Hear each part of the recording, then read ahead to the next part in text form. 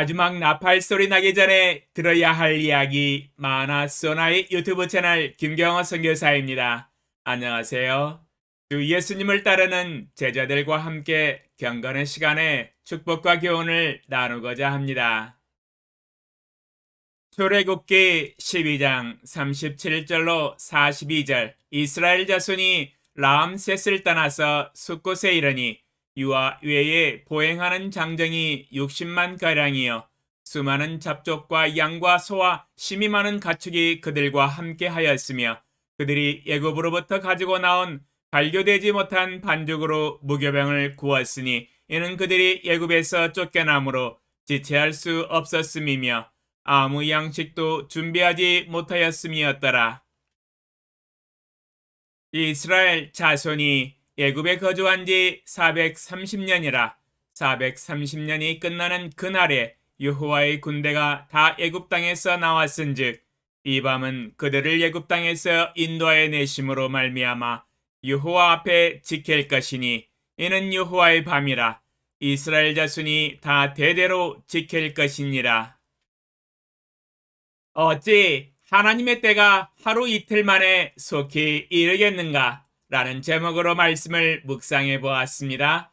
하나님의 때는 하나님이 계획하신 날이 이를 때까지 기다려야만이 옵니다.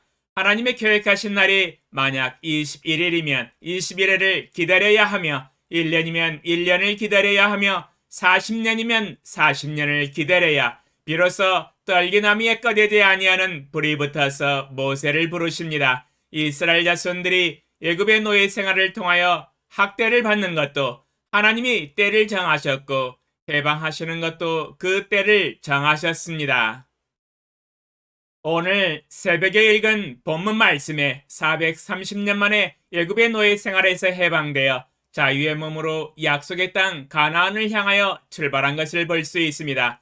하나님은 출애굽을 위하여 무려 430년을 기다리셨습니다. 어찌 하나님의 때가 하루 이틀 만에 속히 이르겠습니까? 이스라엘 백성들은 430년을 인내로 기다려야 했습니다. 하나님의 사인이 나올 때까지 말입니다.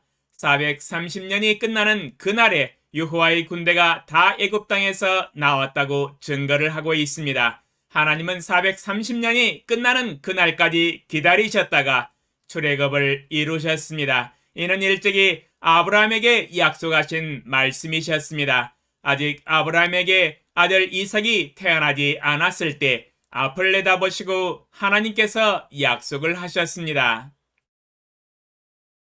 창세기 15장 13절로 14절 여호와께서 아브라함에게 이르시되 너는 반드시 알라 내 자손이 이방에서 객이되어 그들을 섬기겠고 그들은 400년 동안 내 자손을 괴롭히리니 그들이 섬기는 나라를 내가 징벌할지며 그 후에 내 자손이 큰 재물을 이끌고 나오리라.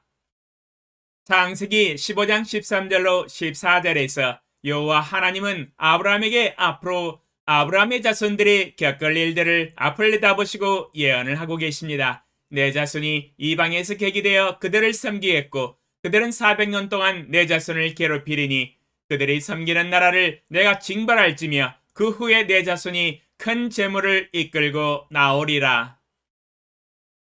여호와 하나님은 앞을 내다보시는 통찰력이 뛰어나시고 탁월하십니다. 아브라함의 자손들이 어떻게 생육하고 번성하고 강성하며 어떻게 애굽에서 노예가 되어 섬기고 400년 동안 괴롭힘을 당하며 어떻게 바로 왕을 징벌할 것이며 마지막에는 큰 재물을 이끌고 나올 것을 아셨습니다.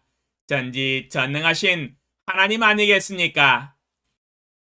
아직 이삭이 태어나지 않은 때에 여호와 하나님은 이 모든 계획을 가지시고 아브라함에게 청사진을 제시하셨습니다. 그리고 입술의 열매를 창조하신 하나님은 말씀하시고 예언하신 대로 애굽에서 430년의 때를 기다리셨다가 이스라엘 자손들이 모세의 인도 아래 큰 재물을 이끌고 애굽을 떠나 나오게 하셨습니다.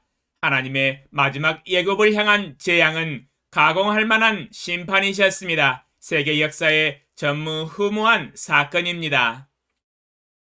이스라엘 백성들은 하나님과 모세의 명령을 따라 믿음으로 어린 양의 피를 문인방과 좌우설주에 뿌렸으나 애굽 사람들은 아무것도 하지 않았습니다. 그 밤에 여호와께서 애굽 사람들에게 재앙을 내리려고 지나가실 때에 문인방과 좌우 문설주의 피를 보시면 여호와께서 그 문을 넘으시고 멸하는 자에게 그 집에 들어가서 이스라엘을 치지 못하게 하셨습니다. 그러나 애굽 사람들의 집과 바로 왕의 궁궐에는 어린 양의 피를 바르지 아니함으로 인하여 바로의 장조로부터 옥에 갇힌 사람의 장자까지와 가축의 처음 난 것을 다 치시자 모두 죽었습니다.